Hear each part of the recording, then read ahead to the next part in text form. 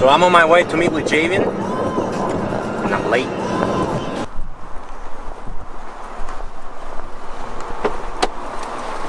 Yeah, buddy. Yo. What's up, man? What are you doing? What's up? I'm chilling. So, Javian and I used to work together. We used to make cocktails.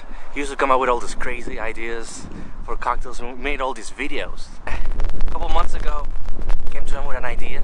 The idea was basically to showcase some of these cocktails, you know, and showcase amazing drinks made by amazing people for the people.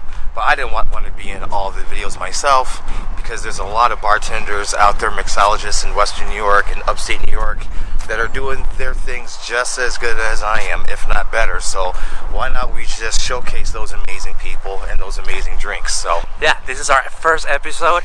The show is called On the Rocks, and enjoy. Cheers. Put them hands up. Yeah, put them hands up. Amazing, amazing, amazing, so damn amazing. To my brothers and sisters, mom, pops, and my daughter, nieces and nephews, salute all y'all. To those I can't get to, to my dogs on lockdown, black hustlers from all around. I pray you make it. This world is yours. This world is yours. I gotta show you something. Welcome to The Vault. Lovin Cup's catering space, also the home base for On the Rocks. Thanks to Leslie Zink and the Lovin Cup family for sponsoring the show. Please continue to come up to Henrietta and support this awesome establishment and support On the Rocks. Hi, my name's Leslie and I'm one of the owners of Lovin Cup. How you doing? Good to see you. What's going on? Not too much. Not too much. So I have you here in The Vault, this beautiful space that you guys, just expanded on. It's kind of crazy thinking about Lovin Cup. I was talking to Eric the other day, and I was asking him how many years has it been. He said almost 9. No, almost 10. Almost 10 years. In August, 10 years. So what's the success rate for restaurants? What do they say? Like most restaurants fail in like the first 2 or 3 years? Yeah. It's a dire statistic, like where it's like, why am I doing this? But Absolutely. So Lovin Cup, it kind of goes with what you've always said to me. I never really knew that I was going to be a restaurateur. What you always say is that hospitality finds you. You don't choose it, it chooses you. Yeah. So I went to school to be a teacher, an English teacher, literature. So I wouldn't say that was where I thought I was going. Right.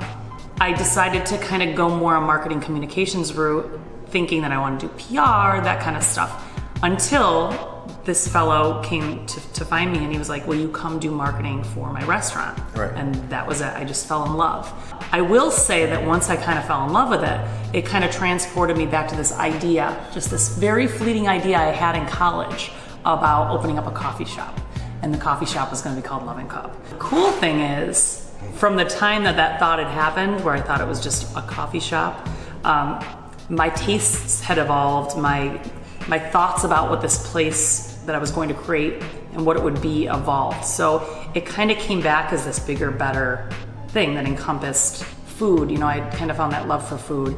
Music in a bigger sense, where it's a really thoughtful piece of the puzzle. A bar that actually feels like a place that you can sit down and get to know people. The one thing that kind of stayed true from that starting idea to the end is, again, that community vibe. Creating a place where people really just feel comfortable no matter who they are. It just kind of came into action from there. Well, it's funny you said that because I've known you for about 10 or 12 years now. And Longer. Yeah.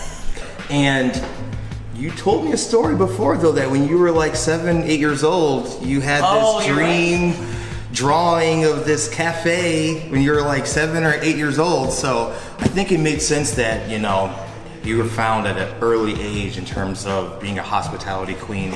So that's pretty awesome.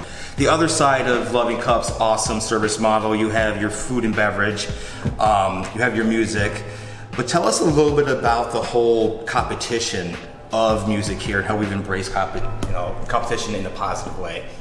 The music competition piece, you were a part of that. Anyone can just try to let's do a singing competition, but how do you actually make it feel like an opportunity? How do you get the right people involved? How do you have people take something away from it? You know, there's prizes at the end, but how do you make it like this musical journey or experience that changes their lives? Which I think is the thought behind it from like my heart perspective. Also, like I said, it brought new people in. We did Lovin Cup Idol for years, now it's called The Choice, but I mean, it fills this place into capacity and beyond on a Monday night. So, I mean, there's so many things that go into it, but the thing that I think is most important about that kind of stuff is that it's well thought out, like that we care about it. Otherwise it just feels fake, and that's why I think most people can't pull off something like that in the way that we do as a team, because I don't think they realize the efforts that go behind it and the love and the passion. So when you first walk into Lovin Cup, you walk up, you open the door, and this beautiful metal piece of art. Tell us a little bit about that. Yeah, it was probably the first thing we thought about when it came to the like interior design. My brother-in-law, Chris Ward, I remember we were at JoJo's one day, and I was like just looking at that, you know, massive, you know, they have a wooden wine rack, but I was just like, you know what?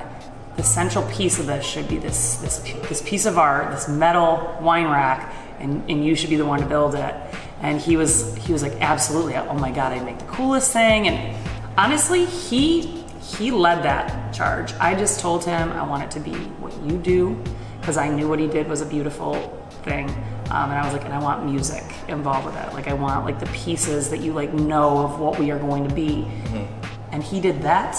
And he did it in 6 months. Yeah. And he's a huge Frank Zappa fan, and the subliminal message through that, I believe, is a Frank Zappa song, correct? The whole thing is, if you can come in and you can tell us what the song is, you need to be able to read music. But you get a free drink, so you know we have the best rack in town. Yeah, I am a big fan of the rack for sure. The rack is very accessible. A nice rack. We do have a shirt that says we have the best rack in town. So. All right, I'm Javian Rafis. This is my girl Leslie Zink, and next up we have Daniel. Hi, I'm Daniel Rehor, the bar manager at Lovin Cup out in Henrietta, Rochester, New York. I've been working here for about 4 years and just started taking over the bar about a year ago. What's up, Daniel? How you doing? All right, man. Good, man. Good. So when people think of Lovin Cup, they always think about craft beers and the great boutique wines that you have. Tell us a little bit about the craft cocktail program, though. Yeah, absolutely. So the cocktails that we're trying to represent here are not, reinventing the wheel. They're not trying to challenge anybody too much, except that we're trying to do it all fresh and try and do a really nice cocktail at an affordable price in a fun way. With fresh ingredients, I think that's the key part. Yeah. I mean, it's the difference of going somewhere and they're using sour mix and that kind of stuff, and just squeezing a fresh lemon or lime. It really makes every cocktail pop a little bit more. Awesome. So you were talking about all your drinks on your menu, but there's one drink that really stands out apart from all the others, and that's the Renegade. Can you tell us a little bit about that? Yeah, absolutely. So here at Lovin Cup, we try and do classic cocktails with a twist. And the Renegade is one of those featuring sriracha sauce to give it a little kick, fresh squeezed lemon, and Salerno blood orange liqueur, shaken up with a really nice tequila served on the rocks with an orange. Now that's an interesting concept, because most margaritas you would say it's tequila is the main spirit, then you have your Cointreau is your liqueur. So you guys are actually using blood orange instead of Cointreau, and you're using what kind of tequila? You're using a Reposado or using a Blanco? We're using a Blanco. Pueblo Viejo is the tequila that I'm pouring in my well right now. It's a great product, really fresh, made in Jalisco in a real traditional and honest way. Excellent. Well, let's get to it, man. Awesome.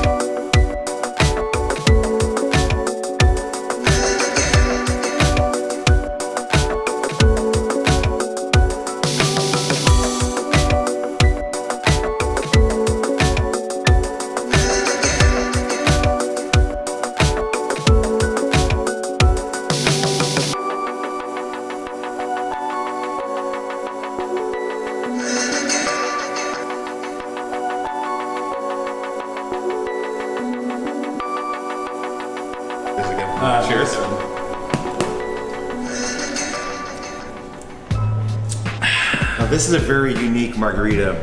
I've done a lot of spicy margaritas. I've seen a lot done. I personally, when I do a spicy margarita, I like to do jalapeno.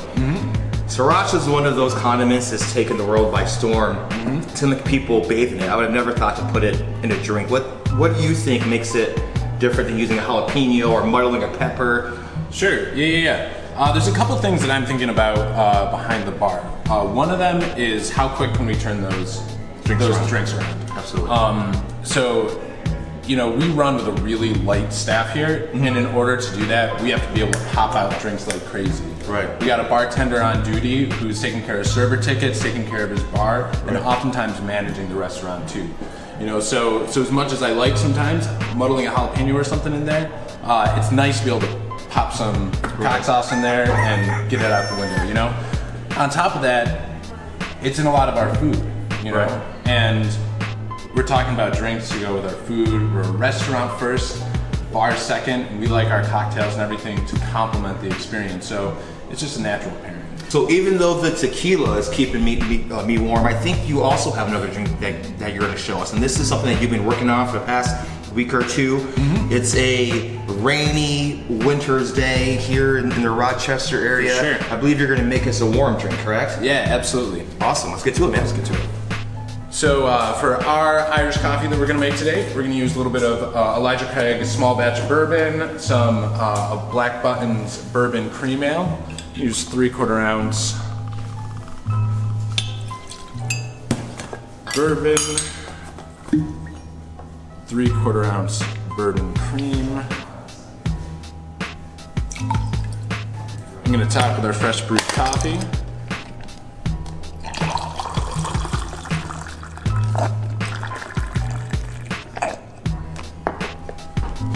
And add our homemade perfect whipped cream.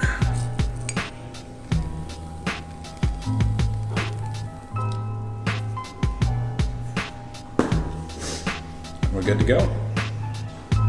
Awesome. Cheers, Awesome. So, the ingredients, we have Elijah Craig bourbon, our own Black Button bourbon cream. So is it fair or safe to call it a Kentucky coffee? Yeah, I think that's probably more appropriate. Excellent. Well, thank you for joining us on our first edition of On the Rocks. This is Daniel. I'm Javian, and cheers.